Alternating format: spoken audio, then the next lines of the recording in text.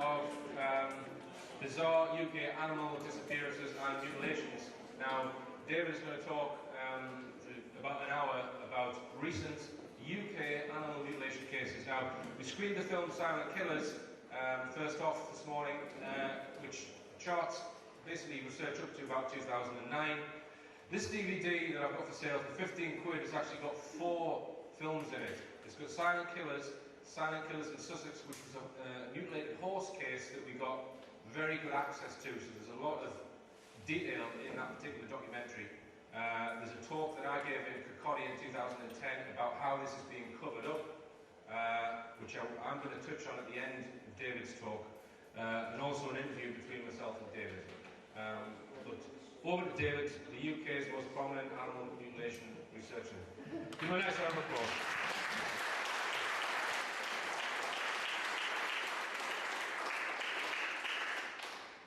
Thank you very much. Thank you, Richard. 3, 4, 6 cases. Well, the last one is sort of interconnected. There's 3 or 4 incidents in the close region with ponies and horses. Right, you can put the fox picture up. We've got a picture of a fox. That's the first thing. A natural predator. Lovely animals. Photographed this in Formby. And this fox is very well fed because of all the people going to the Red Squirrel Sanctuary. Right. This case, along with I think 4 others, came to me via Richard and Rich Planet. So people who had contacted Richard initially probably with something that's happened or he's seen in a publication and he's handed it over to me to talk to the witness and get some more information. In this case, it was a fellow called Robin Ward, who's a wildlife photographer and naturalist who works around the Forest of Dean, which we saw the slide recently, where it's the Forest of Dean. And he had one picture in a magazine called the Wye Valley Review in August 2011. So eventually, with a bit of hassling and haggling, the editor actually gave me his telephone number. Though when I rang the first time, the lady who answered said, "Oh, I can't do that, or data protection and all that." Anyway, I actually rang Robin, who was very helpful and forthcoming, and said there were actually 4 pictures he'd taken, and he stumbled upon the animal purely by accident, walking through a pathway in the forest. So, okay, this is his first shot, and you can see here there's some damage to the back of the head, and we'll get a better view in a second. I couldn't see any evidence, or he couldn't see any evidence of thing around the mouth or tongue gone. So if you have the next, Richard. This was the picture he had actually in the magazine, and you can see the skull is exposed very cleanly, and then down the centre there looks to be quite a wide, maybe inch and a half slot into the brain. So I'm surmising that the brain has been removed. Maybe other things, possibly the right ear or the base of the ear. Okay, next, thanks. But what was interesting was what happened at the back. You can see here is the tail. Well, where's the brush? And it's absolutely stripped clean all down the joints of the tail, and there's no hair, brush, skin or anything, and there's possibly a rectal core there, but because I hadn't examined the animal, I couldn't tell that's for sure. Okay, next. Okay, now this case came to us again from Richard down in East Sussex. Sorry, West Sussex, correction. We came to it because it's 30 miles in East Sussex where we went to Alfriston to investigate the horse Rascal. And the owner was aware of Richard's doings, publicising this stuff about the horse. So he was in his field walking around quite normally, and he came across this female deer carcass here, and this is a camera phone picture, so the quality wasn't very good, but he emailed that to Richard and he sent it on to me. Now, just a few miles west of Horsham but he doesn't want to be named, he doesn't want his property identified, because he's has quite a good business on the site, and he didn't want RSPCA, he didn't want vets, he didn't want the police on the premises. So I asked him if he'd be kind enough to, he still had the carcass available, which he said seemed fairly fresh, to take some good pictures, because he had a good quality camera, which he kindly did. Next picture, thanks. Right. So this is like the whole body, and there's various injuries on it, starting from the jaw at the head end. You've got the typical cookie cutter or jaw strip, tongue was missing. Now, if you just remember what you've just seen with the fox has had all its tail stripped, and it looks very much like the similar sort of thing on the neck. There's injuries on its back and the back end. So next, okay, Richard. Turned on its back. Something's happened here, although the owner did say I'd sort of tweaked it a bit, so opened it, but it looks to me umbilical cord. It's a young female, it's a time of year when they are breeding, so there's a good chance it was pregnant and the fetus has possibly been removed. There's something strange behind here, we've got a better slide of it in a minute. Okay, next, thank you. Just a close-up view of the head. There's a number of these, and you can see the relatively clean bone again, and it's the same on both sides. Next, Richard. Okay, so another one. The back of the head, ears taken, and it's cleaned down to bone. Next, thank you. Another picture of the jaw. Next, thanks. You just rolled it over, and you've got both jaw bones showing. Okay. Now then, unfortunately, it didn't take another view there and pull the hair around, but something happened on its back there. Looks like skins were removed to expose the flesh underneath. Okay, next, Richard, thank you. Phil Hoyle, my APFU colleague, spotted this, and he said, again, there's something happened here, but looks like some sort of blade has severed the hairs here. Okay, Richard, yeah. Some closer views of the neck. Okay, the next one is similar. Okay, there's obviously bits of debris picked up when he's moved it from the field into the yard. Okay, now we're changing to a stag mutilation in Dorsetshire. There's a place called Crossways, which is east of Dorchester, and there's a fellow called Tim Levy who was walking his dog, as he does quite early in the morning, 7:15 in the morning, and he was walking through here and saw something on the ground. He wondered what it was. He had a dog with him, and he thought, oh, if it's an animal, I don't want the dog to be messing about with it. As he walked closer, you could see it was the stag's head. And he said, this is Tim holding the antler.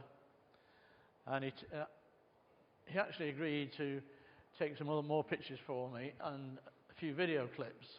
Unfortunately, like a lot of people, they don't check how close you can go with the lens, and the focus drifts here and there. But nevertheless, sorry? Oh yes, sorry, thanks Richard reminding me. As you see shortly, the jawbone nearest to the ground was fractured, which rather suggests it's been dropped from some height, you know, and I mean real height, not just sort of from here. So, okay, the next first video clip.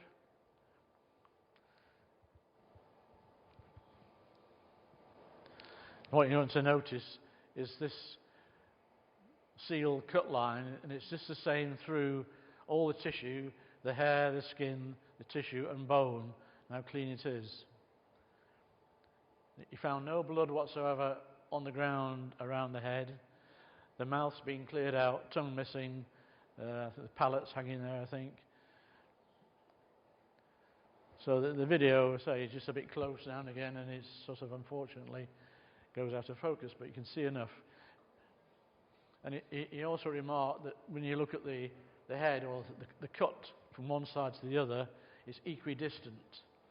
So he was a butcher, Tim, for quite a few years, and knew how difficult it is to clean the bone. And he also postulated that if it was poachers and they wanted to poach the deer, they would have a great difficulty. The next clip, carry on. Great difficulty in cutting that so neatly across. Now on this side, on the right eye, there's a neat hole there, and I suspect the tear duct has been removed. It goes round to the other side in a second, and it may well be it's more sealed.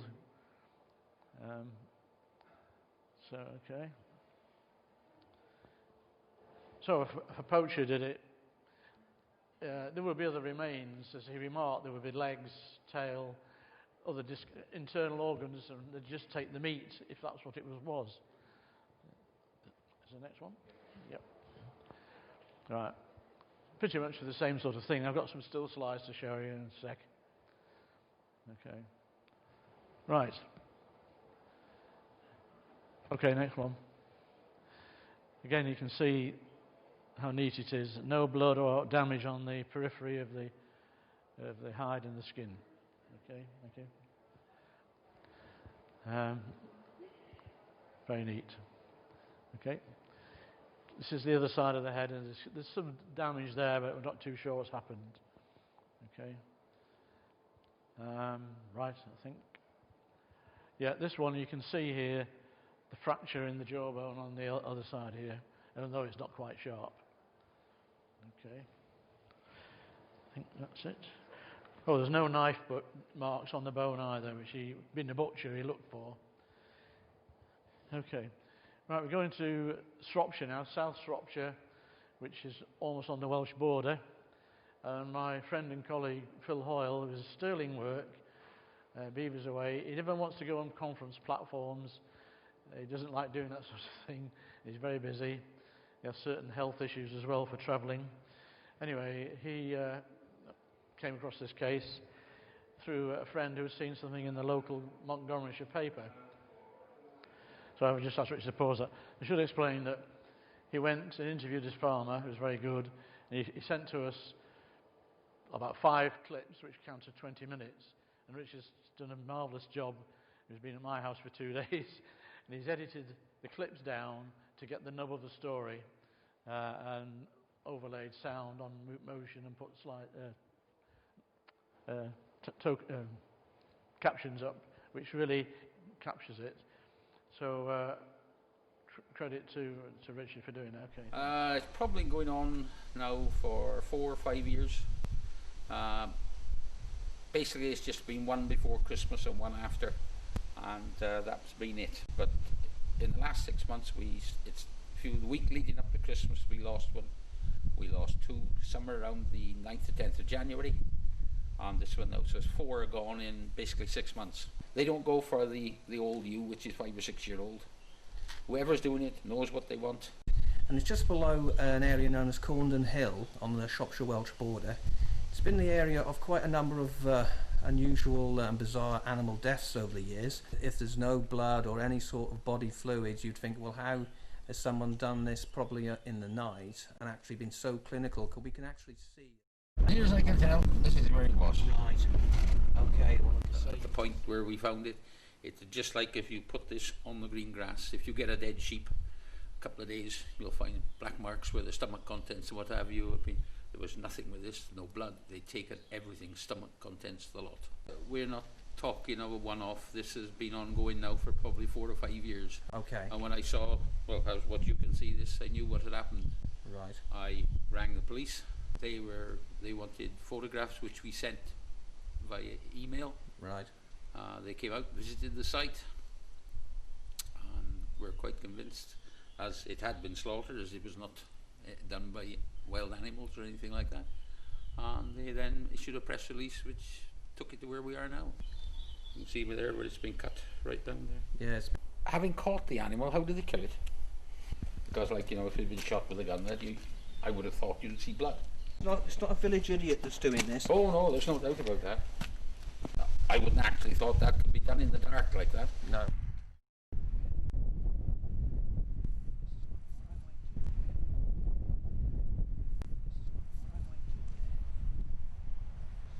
Back in 2003, our investigations took us to a number of farms around the Cayton Hill area. Now, what was interesting is that when I interviewed one particular farmer and asked him if he'd seen any kind of unusual lights or helicopter activity in the area, because he suffered a number of animal losses in very unusual circumstances, he actually said to me something quite amazing. He said, I'm not seeing lights over my farmland, I'm seeing spaceships. So I asked him to obviously expand upon this and, you know, relate exactly why he thought spaceships were flying over the farmland around Caundon Hill. Well, apparently sometime in the summer or autumn of 2003, he was aware of a number of lights that were clearly not helicopters flying up and down the valley. He had suffered a number of animal mutilations, classic types of injuries of surgical procedures, and on one particular night, he and his friend, around 11 o'clock on a Saturday night, if I recall properly, he was looking down the valley and saw a light approaching them in a zigzag motion that was quite clearly not a helicopter. He was quite taken back, and all of a sudden this light was changing its luminosity, bobbing up and down and zigzagging across the valley floor.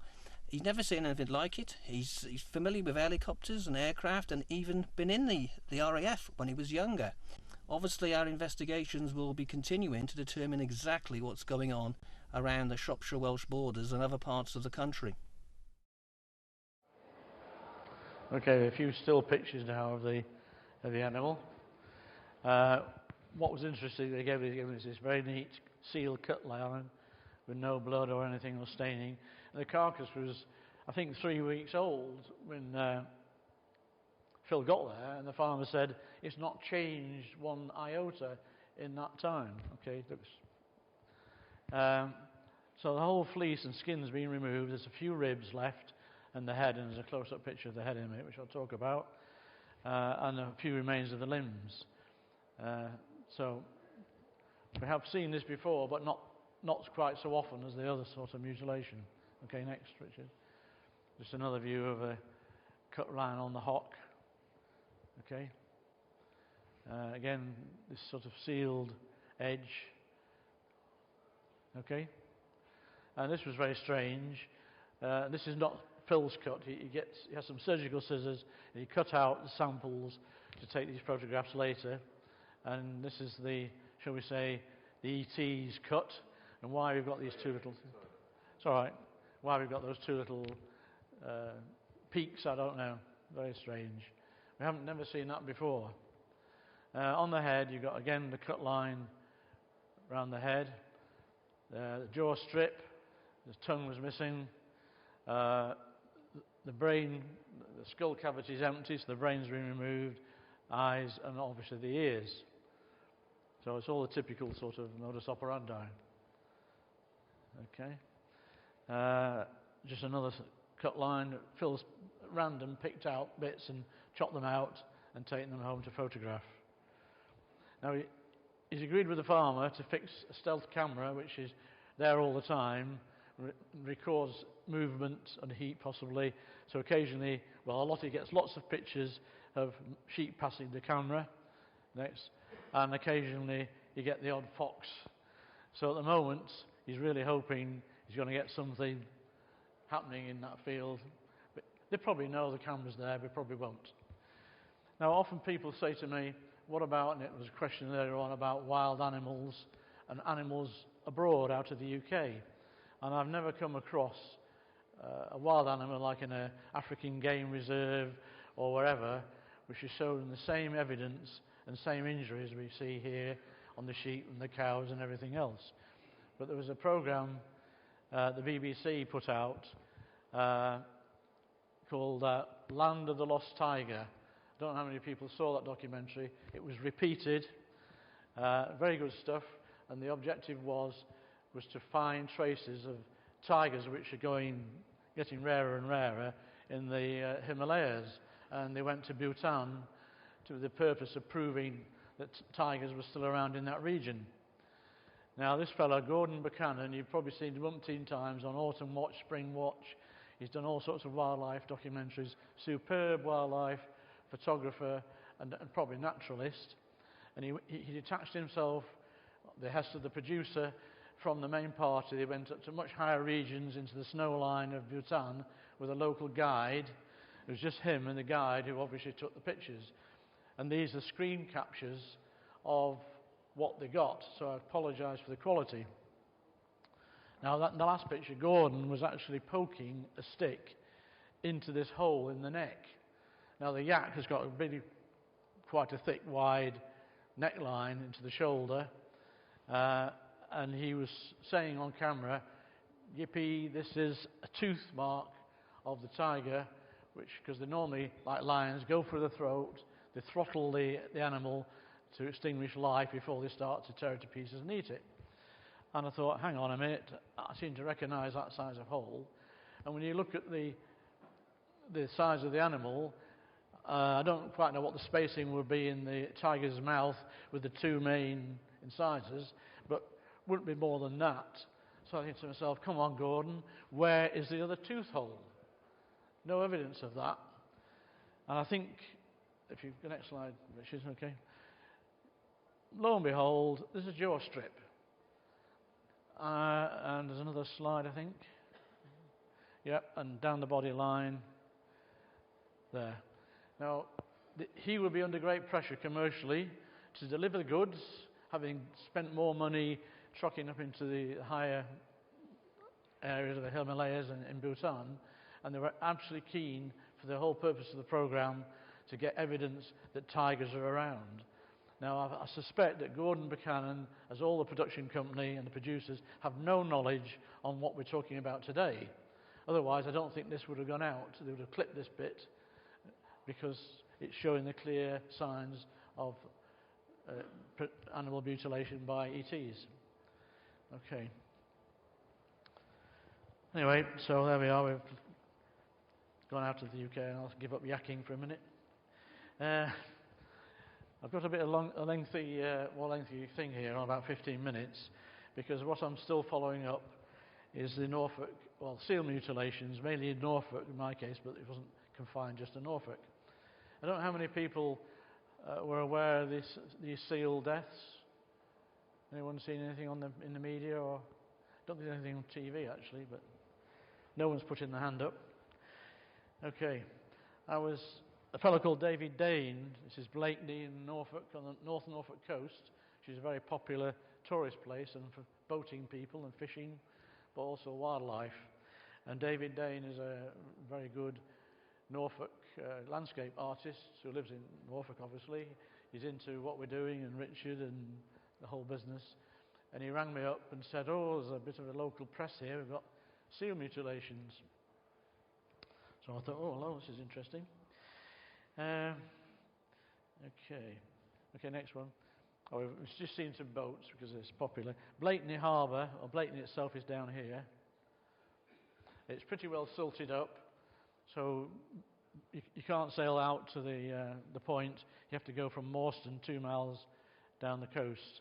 This is obviously a low tide aerial picture, and you can see the Blakeney Point here. And just note the position of what was a lifeboat house in the 1920s, 1930s. And the seals are all around there. Okay, next one. This is was the original lifeboat house, and this is now a National Trust centre, and they look after the reserve on Blakeney Point. Okay. I was alerted to...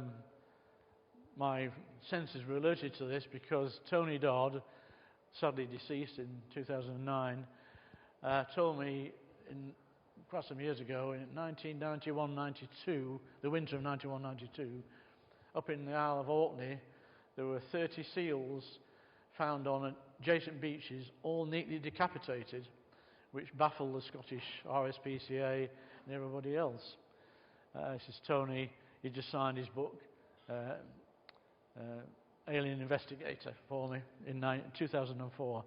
Now just note, there's the old lifeboat station, which is now too far from the shore to quickly launch, so it's changed. And there's lots of seals, on the spit here, and there's thousands of terns and other birds on the reserve. Okay, next, thanks. Now, just talking about the seal decapitations for a minute, because we've got decapitations that are quite common. This is the best thing I could find on the internet was a skeleton. But these Orkney seals were all decapitated through the same intervertebral vertebrae joint. And the heads were never found. There was no damage from blades on the bone adjacent to where the head was detached. So how do you do that? You've got thick skin, blubber. So visually, if you had some sort of hatchet or an axe, there's no way you could see the vertebrae, never mind aim your blade to the same joint 30 times. Okay? Just want to make that point. Okay, thanks. Next. Well, first of all, of course, you've got to catch the seals and somehow restrain them before you hack their heads off. How do you do that? No one's answer. This was in a shop window in Blakeney, selling things. Next ones. Next. This is a BBC picture of seals on Blakeney, just to show how lovable creatures they are and how much they are loved by people. You know, they're a very emotive thing. Okay, next one. Now, to give you an idea, the local economy is very dependent. There's at least 4 boat companies take seal trips out from Morstan to the point to view the seals from the boat.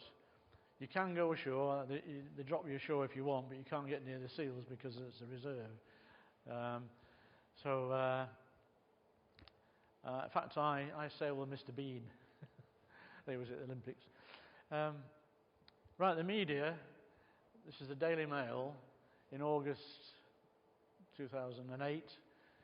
This chap, David Jones, for once, he did a very good story because he actually took the trouble, he went down to Norfolk, he went out to Blakeney, he interviewed people at the National Trust, the police, and actually quite a good story. But, next one, he actually highlighted this, which is very apt because this just shows how this is important. The seals go, the tourists go, and he just said they're okay at the time. There was 52 corpses. They ended up with more, actually. Now, the local people and the press didn't want this out because it was bad news. I sort of equated it to the storyline in Jaws where the locals didn't want to announce the hazard of the sharks. It's very similar, scaled down, but it got into the national press, which I don't suppose they're very happy about. Okay, next, thanks. This is just a close-up of Blakeney Point National Trust. I got the images you're about to see. I was given by the publicity PR officer, Claire Graves. So I think I've got about 8 or 9 pictures. I was just about to get a load more pictures from Police Inspector Mike Brown, who was looking after the case locally, and I had quite a couple of conversations with him. And then I didn't get the pictures, so I rang him up and said, I haven't got your pictures. So he said, oh, the bad news is that the MMO has taken over the investigation. So I said, what's MMO? He said, it's the Marine Management Organisation, which is part of DEFRA. And the lady in charge is up in Richard's neck of the woods in Newcastle, or on the coast somewhere. So I think they were swinging in the cover-up bits. Now, I'm postulating, and I might be wrong because the jury's out as far as I'm concerned, who's and what is causing these deaths and injuries. So I didn't get my police photographs, and I might have ended up with a problem that Mike had, actually. I don't know. This shows on Blakeney Point 15 places where seals were picked up dead with these injuries, and 2 down here in Stiff Key Marshes. Just down here. Okay, next, thanks. I'll show you more of this one later. This gives you an idea of the sort of damage from the head end backwards. Okay, Richard, next. Again, the Daily Mail, August the 18th, this was the first report they did, actually. Who or what is causing this carnage to our seals? Blah, blah, blah, very emotive. I think this was on the Farne Islands. These were undamaged. Thankfully, nothing's happened up there as far as I know. Okay, next one. So, this outfit, the Sea Mammal Research Unit, SMRU, with the cooperation of other contributors, 6 other people, organisations, are trying to find out what's causing it. I've been liaising, and still am, with Steve Bexton, who's a vet, who's based at the RSPCA building. It's a wildlife centre at East Winch, which is near King's Lynn. And he was given 11 carcasses out of 12, and one was demanded to go to a DEFRA, or a vet that was associated with DEFRA in Bury St Edmunds for post-mortem. So Steve was necropsied 11. Now, he kept promising me the report, and then I must have lost count of how many phone calls I've had. He's either not working or he's in surgery. They have a deer knocked down on the road and he's trying to fix this deer up. And he's a very hard guy to get. And I got the feeling eventually I was given a sort of polite brush off. His latest story is, I was hoping to have it before this event actually and get some information. He's done a deal to sell his results, maybe not in some great detail, to a wildlife mammal journal or something, and he's promised not to give anyone else the information as part of the publishing, which is going to go out in autumn this year. So I'm getting a bit paranoid perhaps that maybe I'm never going to get this, and I might not. Okay, these are the 2 other areas at the time of sites of seals being washed up and found on the beaches. Strangford Lock in Northern Ireland and around St Andrews, the Tay Estuary, well, that neck of the woods, but I mean I've just been concentrating on Blakeney. Okay, thanks. Next, thanks. Again, in the Daily Mail, he had a little subcaption, which was fair at the time: predators or propellers. And then they've done a diagram of the spiral cuts, which start under the right lower jaw and usually go around the body to the tail end, but always not as far necessarily. But I mean, there is 75 at that date found so far. Okay, next. This is a picture from the SMRU report, and this was obviously on the table ready for necropsy. And it shows the joint, it's coming under the head and round the back, and back stopped at the tail. Now they're obviously, okay, thanks a lot. Next. I've only just taken clips out of the SMRU report, which is quite wordy, but they don't say a lot really. There's a summary just outlining where they are: beaches of eastern Scotland, St Andrews Bay, Tay and Eden estuaries, Firth of Forth, and along the Norfolk coast, centre of the Blakeney Point Nature Reserve, and Strangford Lock in Northern Ireland. It says a single smooth edge starts at the head and spirals around the body, in both cases resulting in a spiral strip of skin and rubber being detached from the underlying tissue. The extreme neat edge of the wound suggests strongly a blade with a smooth edge applied with considerable force, with the spiral shape consistent with rotation about the longitudinal axis of the animal. So they are postulating that the injuries are consistent with the seals being drawn through a ducted propeller, such as a cork nozzle or some types of azimuth thrusters. Now, they've done a lot of work trying to find out from industry in the North Sea, rigs, gas rigs, oil rigs, sea dredging for shale, who has got these sort of shrouded, ducted motors that switch on and off to adjust like rigs to stay on station, for example. And they haven't come up with anybody who holds their hand up and said, "We done it, sorry.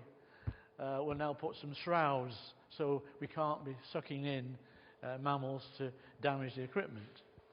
So Steve Bexton is adamant. He doesn't agree with everything that's in that SMRU report. He's adamant that some sort of blunt blade with great force has stripped the blubber and the flesh, etc. off. Who knows? Yeah, they just give a geographical update. There's other cases here, and again there was a TV documentary called The Seal Rippers on Channel 5. I don't know if you ever saw that. It's been shown twice. But off the Canadian Atlantic coast, there's been this sort of injury at least 15 years, and even going back to 1997 in the Gulf of St. Lawrence. And they were trying to say it was in this program, the Seal Rippers, it was an Arctic shark, some sort of shark anyway.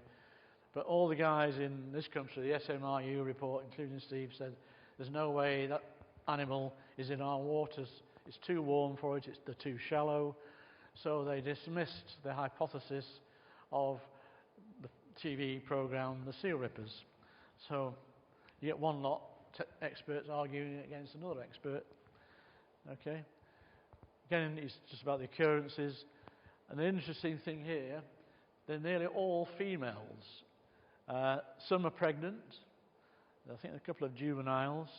And I think with animal mutilations, often it's the females that are taken, and often the unborn from the womb, or the youngs that are left taken out but also mutilated. So I think, to me, it's a clue. I might be wrong.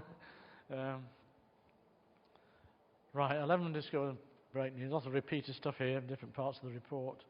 Oh, there's 2 unidentified ones because some are a bit of a mess. Okay, next. Thanks. The pathology. Now, I thought this could be interesting, but actually it's very skimpy. There's hardly any real pathology in the report. Talks about the 12 again, looked at the wounds, blah, blah, blah. Following clockwise. I said to Steve, I said, was any toxicology test done? He said, not really, because you don't know what sort of poisons you might be looking for. They're hellish expensive and not quick. But he did examine the livers of the 11 he looked at, and he said all the livers were okay, were in good health. As were all the seals were, incidentally. They were all in good health when they examined them. He said quite a few had water in the lungs, and some had been suffocated.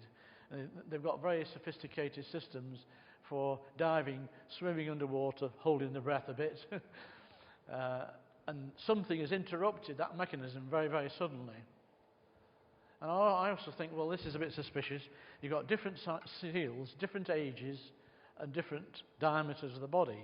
So that would mean there would have to be a multifarious number of these nebulous quart engines, or whatever they might be, to neatly fit the seal in, to go through, to be dragged through and somehow ejected. They've not really addressed to me how the animal has been thrown out of the motor.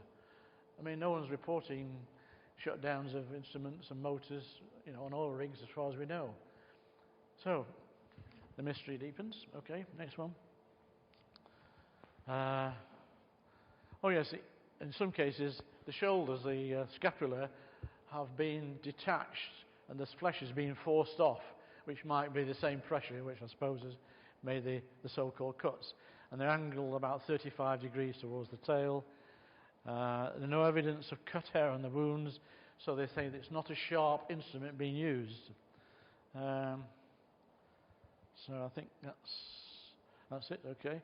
Now just go through a few of the images. So they're not that bad actually, so don't worry. Okay, next one. This is the same one as preceded. It's just been rolled over on the beach and photographed by a National Trust person. This one is interesting, the split. This one is up in Scotland. It's a juvenile grey, and the top one's the Norfolk one you've just seen. And it's interesting that some of them, the cuts, the wounds have started further back from the head. And I thought it was interesting. So if it's a machine of some sort, or something attached to a boat or an oil rig or a vessel, they are using the same gadgets up in the east of Scotland and off the Norfolk coast. Okay. Now this is interesting. This was in the SMRU report. It looks a bit of old carcass, but it was sand. When they cleaned it up, it actually was quite fresh. But what they haven't mentioned, and what drew my attention, is this.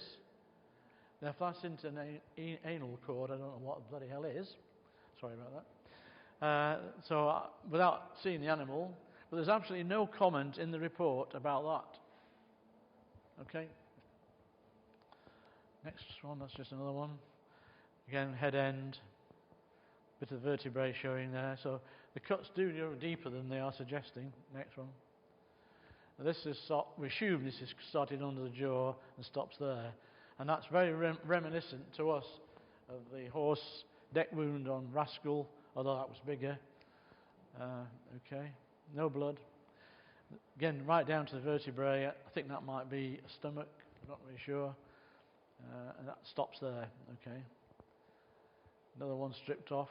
I mean, a couple of these are getting a bit like the sheep we've just seen up at Hissington that Phil photographed of the farmer, where the skin is taken off neatly. And, okay, next one. I mean, this one's flailed off. Another one, full of weed.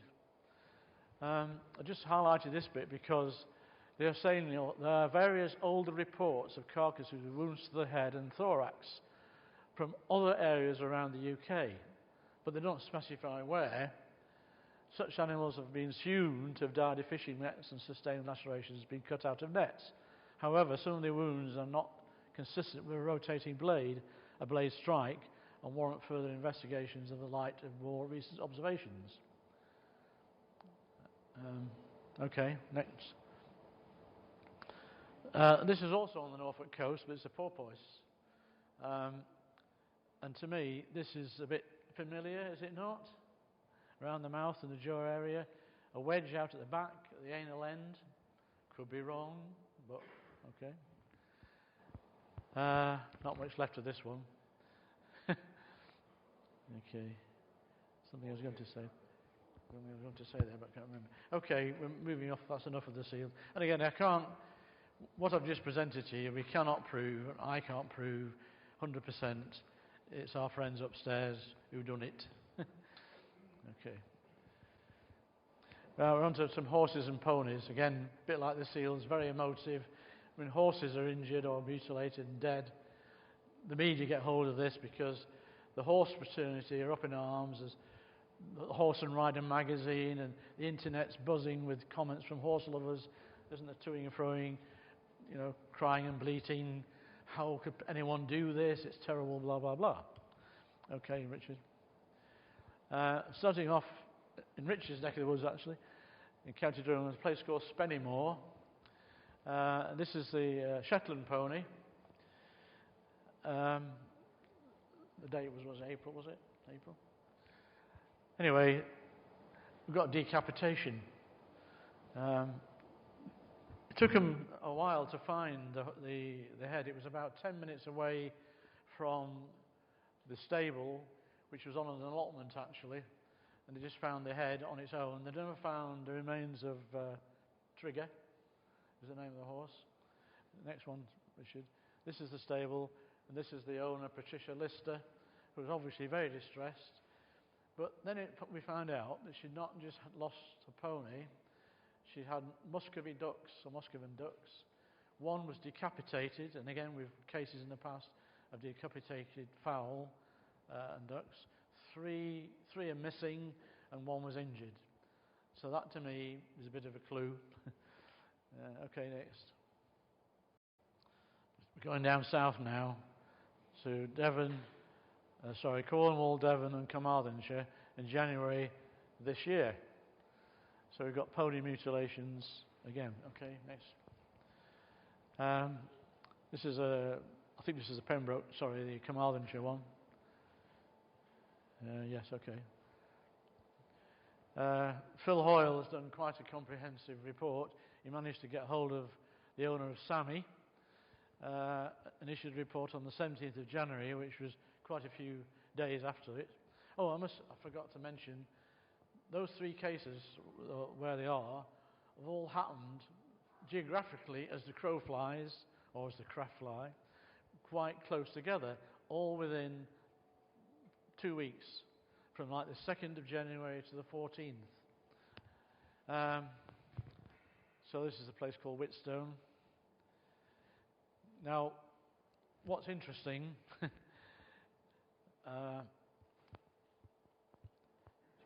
she was very upset with the local vet. He dismissed the blatant injuries inflicted on a horse insinuating it had died from an illness. Well, yeah. The injuries of the horse consisted of right eye removed, left eyelid only, just the eyelid, the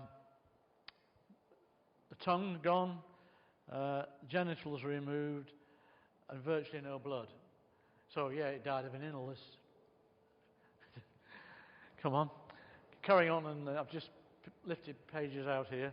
The vet said that the horse died of colic. The owners say the horse had defecated before he died, and the vet said the stomach cavity was empty.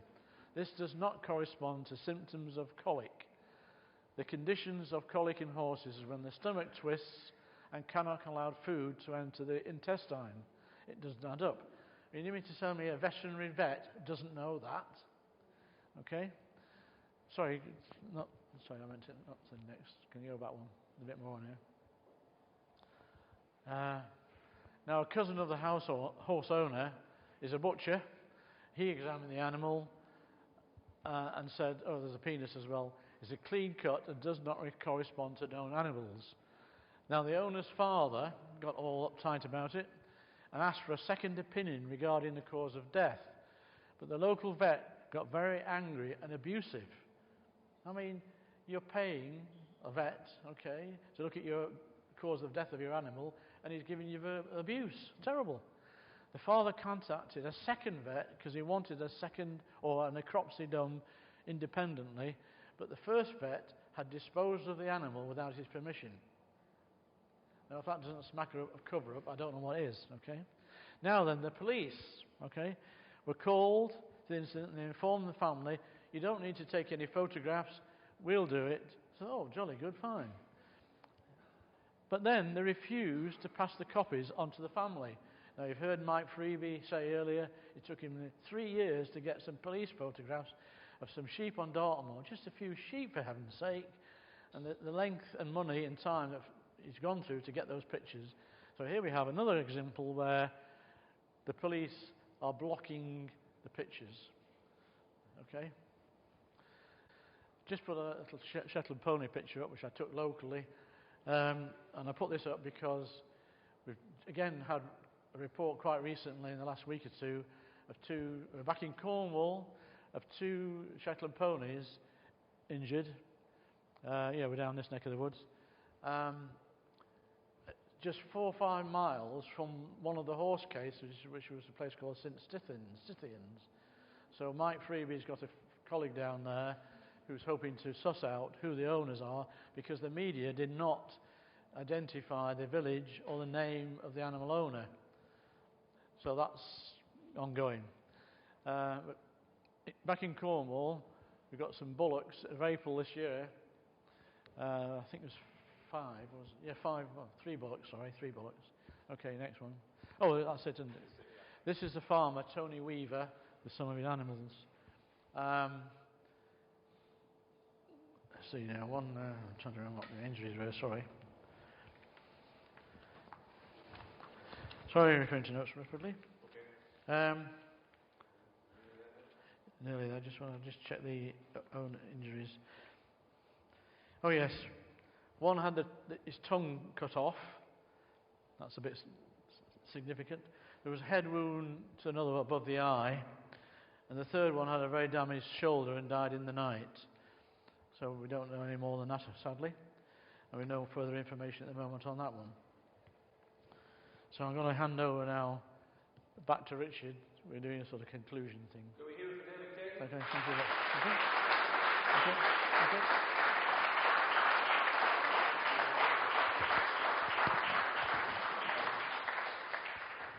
How are we doing for time, Anthony? Right, okay. I'm quickly going to run through some further evidence that there is an actual cover-up on this issue. David mentioned that the police weren't allowing people to have photographs. When we investigated the horse mutilation case in Sussex, I put some detailed photographs of the horse on my website, and I was telephoned by the police, remove those photographs. I said, no, I'm not going to remove the photographs. Why do you want to remove them? The woman said, well, they're jeopardising our inquiry. I said, how is that jeopardising our inquiry? She said, well, we don't like to give too much information about the crime scene of a crime, Otherwise, if we get a suspect and they give information about the crime, then we can put two and two together and that links them to the crime. I said, well, your sentence contains a gross assumption. She said, what's that? I said, you said people.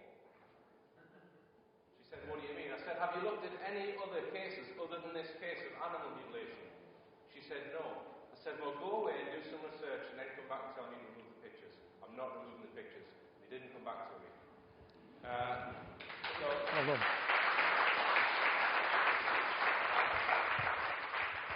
The pictures are still on the website, by the way, if you want to have a look at them, richpanic.net. Now, after I made the film Silent Killers with the help of David and Mike Freebury, I thought, well, this is a very powerful film. I think the government should comment on this, at least get a statement from them as to what their position is on this. So I took Silent Killers to my MP, Dave Anderson, the Labour MP for Blader, and he was very concerned by this film because he's very much into animal issues. Now, prior to that, I had contacted DEFRA, I had telephoned them, I had emailed them, I had written to them, and I hadn't had a dicky bird out of them. So my MP took the baton up, and he wrote to Hilary Benn, who at the time in the Labour government was the Secretary of State for Agriculture. Now, after nearly 6 months, we eventually got a letter back from Jim Fitzpatrick, who was the Agriculture Minister responsible for farm animals. And there was a whole lot of blurb in there about, animal safety and everything. But it just contained really one relevant sentence. It said, my officials do not have any information on incidents of this kind. After he'd been sent the film. He wasn't sent the film at that point. It was all written. So I wrote to him again and I said, right, either you're lying or your officials are lying. We want to comment on this. So my MP then hands him a copy of Silent Killers, the film that you've all seen, in Parliament. This is the Agriculture Minister, had a copy of Silent Killers. So I repeatedly tried to contact him via email and via letter, and he avoided me for practically another 6 months.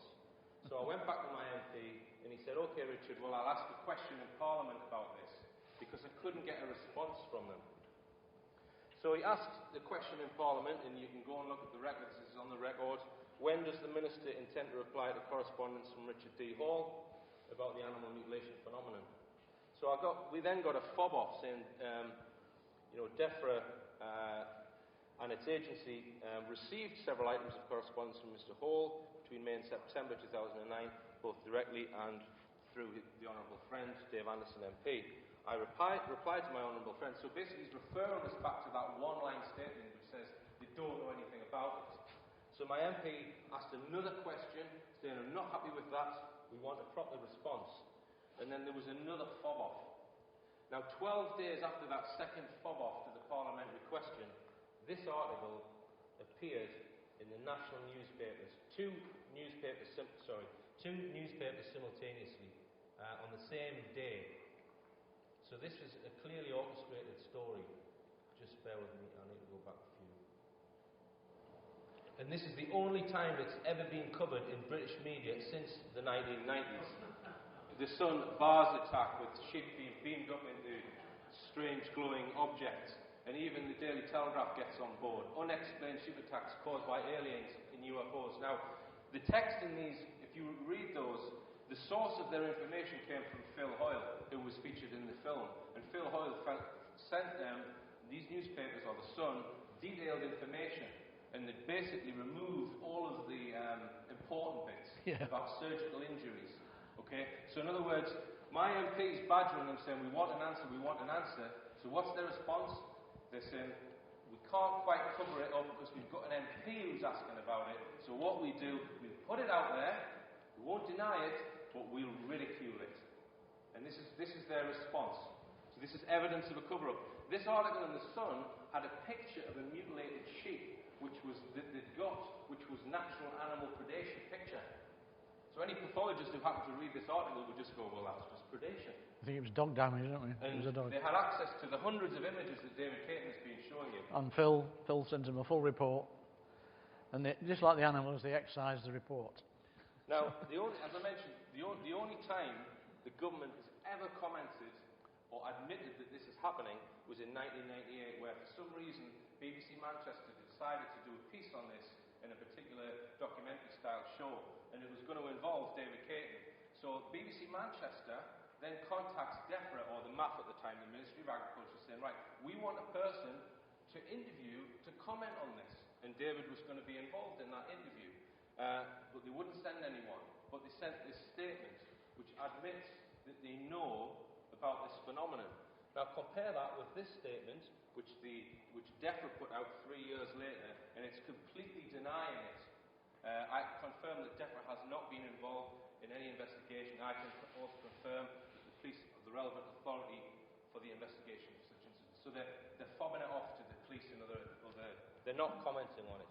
Could I just throw in there that Sean Limbert wrote so many times, all recorded delivery, paid the Royal Mail for that, so the person that receives it has to sign a docket.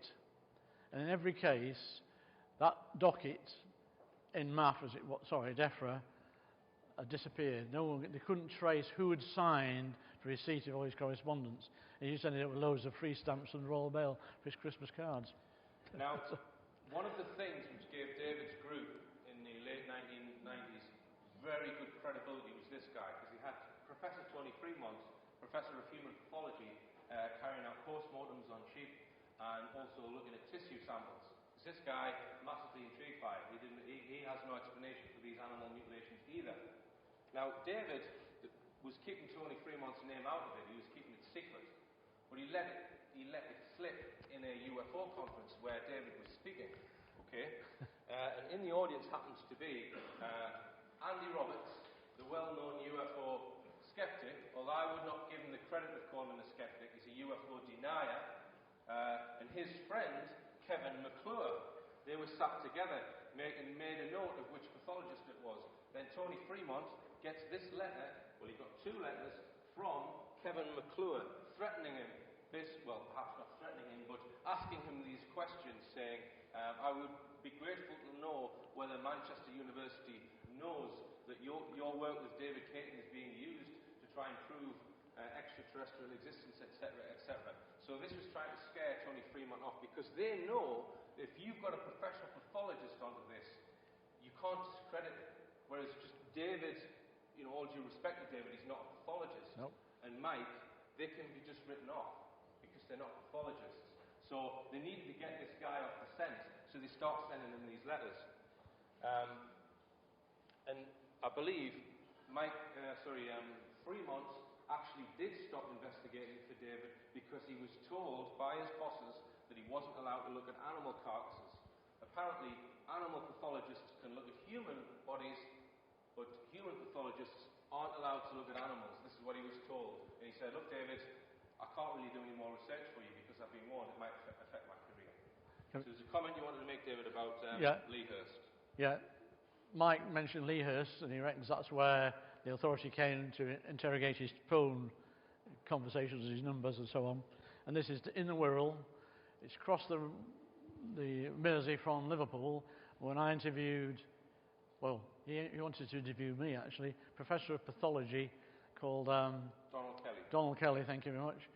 And I took him loads of images and pictures. I was with him for 3 hours in the city of Liverpool University, not actually at Lea Hurst, because that's where they do all the business. So Lea Hurst is a key place for keeping the lid on this, and I suspect that Tony Fremont's phone call or email possibly came from Lea Hurst. Okay. Yeah. So I've listed here some of the incidents of evidence of government cover-up. David himself had a phone call from the MAF warning him not to touch these animal carcasses. There's a very interesting case in Shropshire where a guy had a mutilated horse. One horse disappeared from the same field and one remaining horse which was stressed. So he contacted his vet to say he wanted a post-mortem done investigation on the horse which had had a rectal core, a jaw strip, various other injuries. Usual thing, yeah. The vet did not show up. 2 officials from the Ministry of Agriculture came and they started winching his horse up into the back of a truck. He said, what are you doing? I asked for a vet to come. I'm going to contact Tony Blair about this. And apparently the woman is alleged to have said to him, that will do no good. We have agents in animal health positions throughout the UK looking out for incidents of this. So we have that report. That was from the late 90s. And then he said to her, what about my other horse, my missing horse? And he said, You don't want to know about that. That's government business. So, there you go. And we have other similar incidents which are outlined in Silent Killers. This article, I actually paid to have this put in, I think it was the Farmers Guardian, asking for farmers to come forward who have seen cases of these particular traits. And I got a phone call from my local animal health saying, Richard, you do realise it's illegal to take animal parts from farms. We also have evidence that the media are covering up this. The Farmers Weekly wanted to do a news item about a particular animal mutilation case. They wrote the item. They decided not to write it. They said, we can do a feature on this. Double-page spread on an animal mutilation case with photographs that David supplied the information for. And tell us what happened with that one, David. Yeah, well, the editor, David Cousins, rejected it, sent all this material back and said something like, it certainly makes disturbing reading, but I feel this is a little too sensational for our readers. Bear in mind, they are publishing for the farming community, talking about farming problems, chemicals, pesticides, the whole shebang. So the farming press is not really doing the farmers a very good service, because farmers complain they're losing their livelihood and their stock. And through the journals like this, they are being inhibited. So whether DEFRA and the MAF are saying to the editor of Farmers Weekly, and the same thing happened with the Farmers Guardian, incidentally, you cannot print anything on this. The point being that the journalist wrote the whole article for that, that spread in the Farmers Weekly, and he was really annoyed that his article didn't get printed. He was annoyed more than annoyed than me, actually. This is a television proposal. Someone from the BBC came to visit David in, I think, 2003, and they drafted this programme proposal. The BBC, so this guy got wind of this phenomenon, wanted to make a programme about it, so he proposed this to senior BBC producers, and that got knocked back. Something like BBC Two, he said, for an hour. Something like Horizon, that sort of scale of production. So I thought, yippee! So there's plenty of evidence that they don't want people to know about this phenomenon, and I'm convinced that behind closed doors, perhaps some small division within DEFRA linked to other parts of intelligence agencies, they know a lot more about what's going on than David and I. Yep. But, well, probably got a few minutes for questions.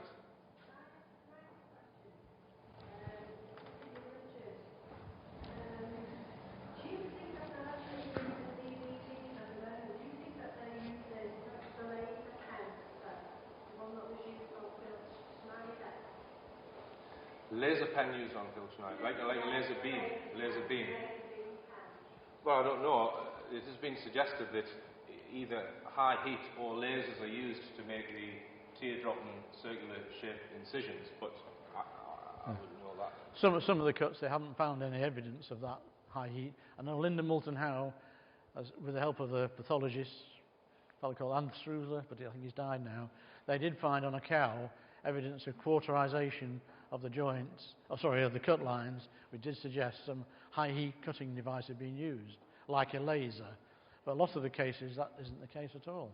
Some sort of blade or whatever, we don't know. It's technology beyond us anyway.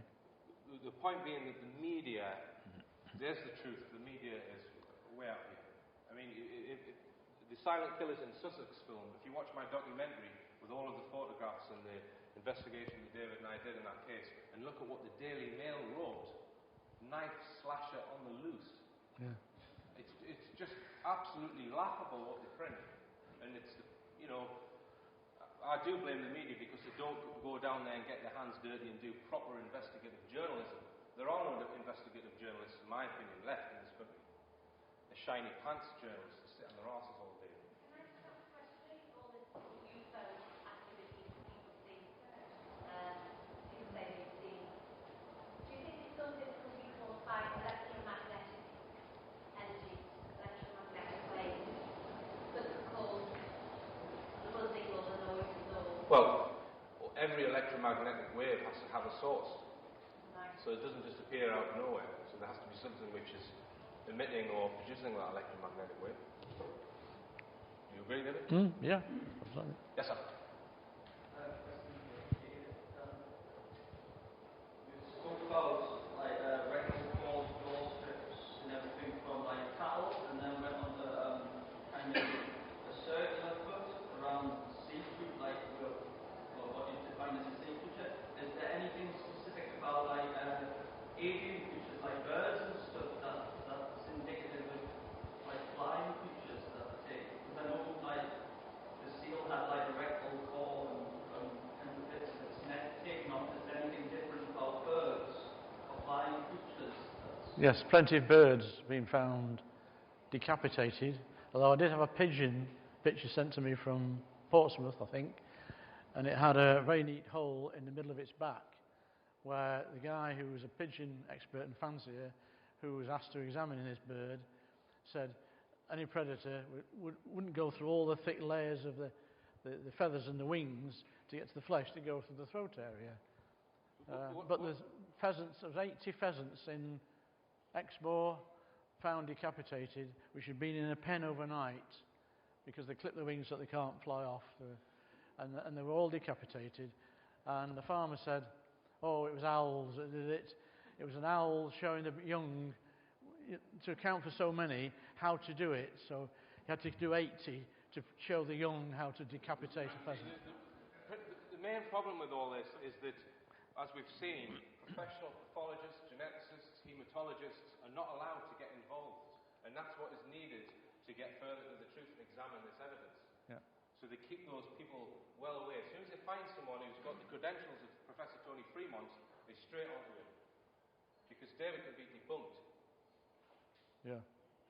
Because he's not qualified in pathology. Richard, just a question for David, actually.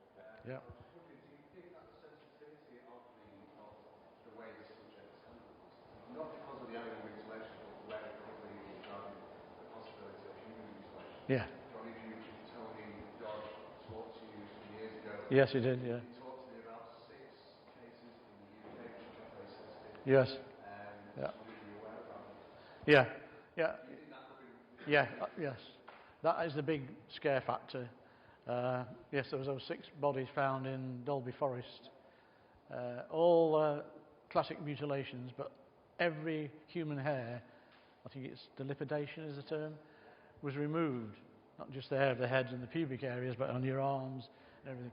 And this was all in the same field, incidentally, and they, over perhaps 2-3 weeks period, and they put a cover story out ready, Tony told us, that somebody was dumping mannequin dummies, you know, they use in the clothes shop, to account for them removing, anyone spotted them removing nude, smooth-skinned bodies from the field.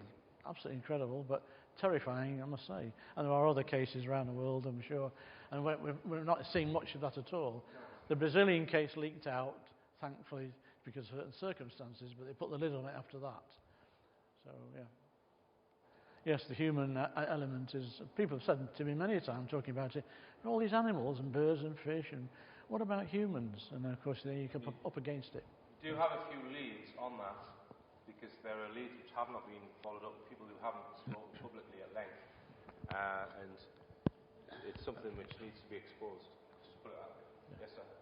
You gave us an example of a possible abduction of 1,500 sheep in a giant egg-shaped UFO. And obviously the level of technology that is required to make these surgical removals is very advanced. So surely if there was a hypothetical alien race taking animals either for food or for samples or whatever their reason, they could very simply remove the animals, do what they want. To actually leave the carcasses there seems to be a sort of deliberate message of some sort, like, here, take a look at that. You can't ignore this. Otherwise, surely they could very easily take... I agree with that. I think that's what they're doing. It's a message to us thicky earthmen, what we're about. But also, I think it's sometimes a case of convenience. I mean, the craft that they're doing may not be that large, and you've got a cow or 2 or 3 cows or lots of animals. You've done the business. You just want to shove the offal out of the deck. Hence, things end up on the floor with broken bones, simonis of a fall from a great height. And there was a case in America where they found this cow. They turned it over, and they thought, first of all, it was left foreleg was missing. And then they rolled it over, and the leg from the hoof was telescoped right into the body. So it had hit the ground with that leg striking the ground first. And that suggests that there was no disturbance around, apart from the impact site of the animal. So it had obviously been dropped from the air. The way I would answer that question is, if you had the technology, alleged technology that they have, to be able to come and go without detection and disappear into an undersea base or some other base, wherever they are, you have that and you want to murder someone, you're not going to be bothered about leaving any evidence, are you? Because they're not going to catch you. The cops aren't going to come and find you, are they? You're untouchable. So they take what they want and they leave what they don't want. Yeah. So it might be a calling card, as you suggest, but I don't know. No, but if they had the technology, they would also have the technology to just get rid of the carcasses. As the gentleman said, you know, the fact that they're using really advanced technology, and yet they're leaving behind an aging carcass like that, which you would only expect from people who don't have that technology. Yes, but you're making assumptions about their mindset by saying that. Is it easy, or is it something weirder, like in the Skinwalker landscapes in Utah? What do you think, David? You've seen all the Skinwalker stuff, haven't you? Oh, a fair bit of it. Yeah, I think it's the same thing going on over there, just the same. A lot of like other paranormal activity. Yeah, yeah. Yeah, that's a guy called George Knapp in the United States. If you type his name in Skinwalker Ranch, there's various talks that he's given on that. Similar, but seemingly different things witnessed. But my response to lots of people who still, and people who have got a fair big name in ufology, I'm going to mention Nick Redfern for one. In 2000, we were in Lee's conference, shook me rigid by saying, oh, it's the military. Now, he's living in America now, but there are quite a few people who say it's military. Now, where's the sense in a military truck driving up a farm track in the middle of the night, making a noise, taking the animal to steal it, which is theft, risk of being caught? But then, the following night, say, going back again with a noisy vehicle and depositing the animal back in the farmer's field and risk being caught twice makes no sense at all. There really is no tangible evidence that the military are actually perpetrators. People who say that, in my opinion, they're clutching at straws. Yeah, monitoring where they can, yes. It's the only terrestrial thing left that they can attach to it, so they do that. I think the misinterpretation is the fact that they're there to investigate what's already taking place. They see the video, the photograph doing that, so therefore they think it's their responsibility. Yeah. We are dealing with a phenomenon here, it's obviously going back for a long. You're not mentioning much in your talks, obviously, regarding that phenomenon has been going on for a long time. Long before we had any kind of technology to do that, so it's just that's Yeah, if they were doing it, they would buy some at a cattle market or whatever, take them to somewhere like Porton Down, do the business in privacy, and incinerate the carcasses, wouldn't they? And in the army, when people say it's the military, I mean, I was in the Air Force 10 years. Okay, we've got surgeons and doctors in uniform, just as the Army and the Navy do. And there are surgeons. But I mean, why would a ranking squadron leader as a surgeon be doing this if he hasn't got the capability anyway? Tony Fremont said to me, I don't see how we can do this. He used the word we, the royal we, not me, Tony Fremont, but his fraternity as a pathologist. I mean, we got a case of a bull in the States, which Linda photographed. There's 2 cases where the scrotum was removed entirely, so there was a hole like that. And then the penis, which is, 22 inches long, comes out in the middle of the belly, had been withdrawn internally, the sheath, and the penis passed out through the scrotum hole laying on the ground. Now, how does a military guy or anybody do that? I mean, Tony Fremont said to me, we would have no requirement to do something like that. Would the people who suggest military include the sheep disappearance?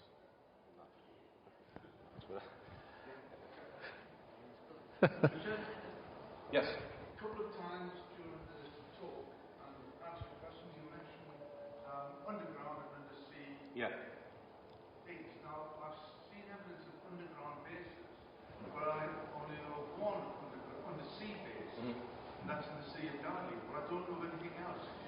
Well, if you read the book The Welsh Triangle by Peter Padgett, a lot of evidence is presented in that there's possibly a base off West Wales. Pembrokeshire, yeah. Tony Dodd was in contact with Icelandic fishermen in the 90s who were seeing USOs come up from the ocean in the North Atlantic regularly. Many sightings of them going underneath their boats and coming up out of the sea, going into the sea. A lot of them, people in the Navy have witnessed USOs coming out of the ocean. There's a lot of... It's the that most... So why are they going into the ocean? Okay, no one's actually taken photographs and found an undersea base, but I just personally would suggest that that's more likely than they're taking these carcasses to the moon or even a platform in space. I would say it's more likely that it's something here on Earth, but well hidden. I don't know that. That's my feeling. That's all. Undersea bases do have a very full source right there in front of them. Yeah. But there's a lot of activity on certain coasts in the UK, generally the less populated coasts. So they do seem to be coming in from the sea in East Yorkshire, the Grimsby area, and further down to the Wash. A lot of being Yorkshire, and then you've got the coast of East Anglia. But it tends to be the less well populated and areas that have more mountainous terrain as well. Yes? I wonder if there's any link between the clusters of these incidents and BSE before and after. I don't really have a comment on that. I haven't got any knowledge to comment Sorry, on. I can't hear you. BSE, is there a link to BSE? Before and after, before the big BSE came. Some people postulate that BSE was artificially set up for various reasons. All I would think is if they were taking animals and BSE came along, nothing to do with them, it would be a big problem if they wanted pure, healthy animals, not infected, for whatever purpose they want to take them for. BSE would have been a bit of an interruption in the programme. I mean, talking about ET's programme. So, I think we've overrun a little bit. Thank you very much. Yeah.